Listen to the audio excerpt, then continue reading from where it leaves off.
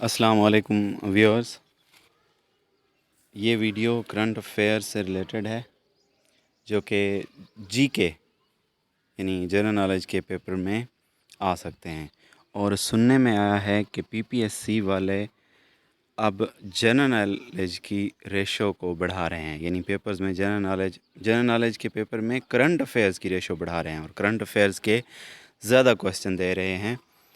تو اس لحاظ سے یہ موسٹ ریسنٹ کرنٹ افیئر سے ریلیٹڈ کچھ کویسچنز ہیں جو کہ اس ویڈیو میں دیے گئے ہیں۔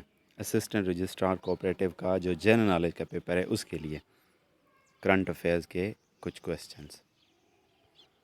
نمبر 1، G7 کنٹریز آر، یعنی گروپ 7 نیشنز جو ہیں وہ ان میں کون کون سے ممالک شامل ہیں؟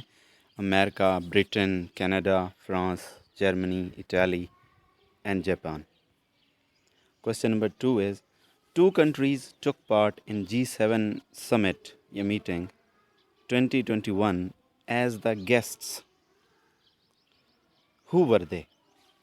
G7 گروپ کا جو ریسنٹ سمٹ ہوا ہے اس میں 2 گیسٹس کنٹریز نے پارٹیسپیٹ کیا۔ وہ گیسٹ کنٹریز کون سے تھیں؟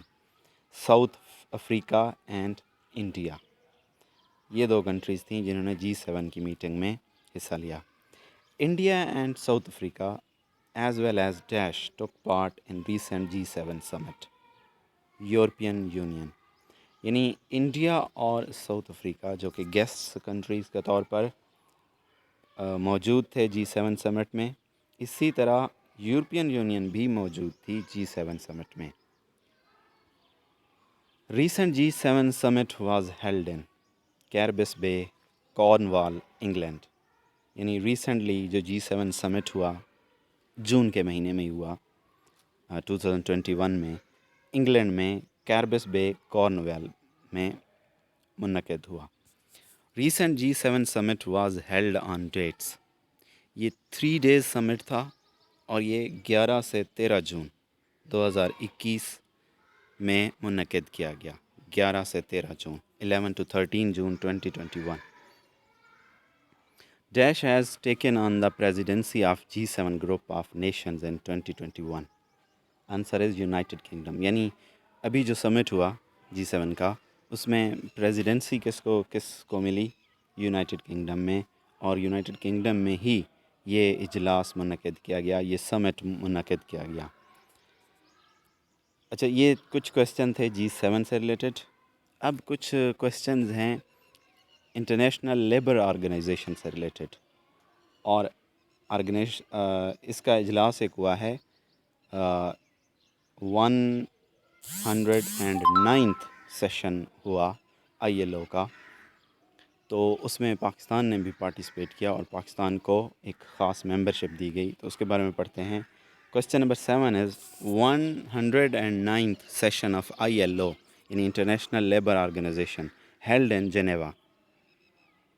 Pakistan joined ILO in 1947۔ Pakistan سب سے پہلے ILO کا رکن بنا 1947 میں۔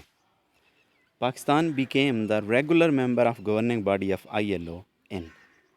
اچھا، ریسنٹ جو میٹنگ ہوئی، جو ریسنٹ اجلاس ہوا ILO کا، اس میں پاکستان ایک ریگولر ممبر بنا ILO کی گورننگ باڈی کا، اور وہ ڈیٹ تھی 14 جون 2021۔ Pakistan became the regular member of governing body of ILO in 14 June 2021۔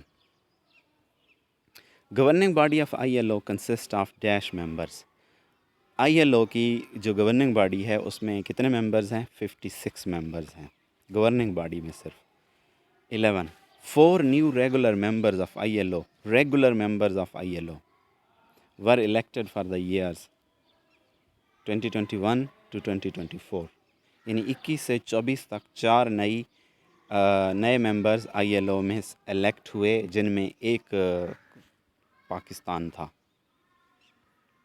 Pakistan had been elected the member for dash terms۔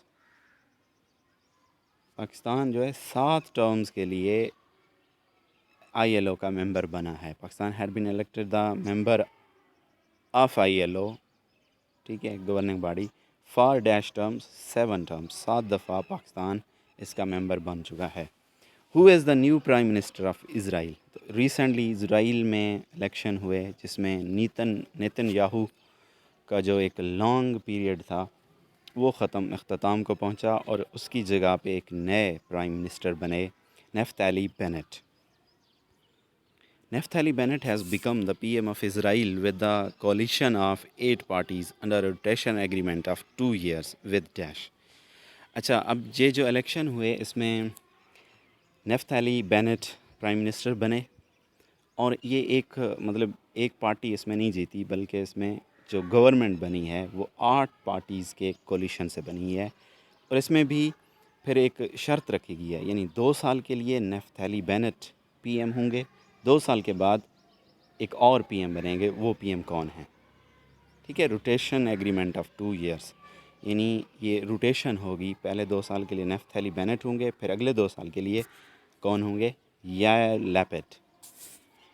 So Naftali Bennett has become the PM of Israel with the coalition of 8 parties under a rotation agreement of 2 years with Yair Lapid. The name of Parliament of Israel is, तो parliament of Israel का नाम क्या है? Knesset. Subscribe for more videos. Thank you so much.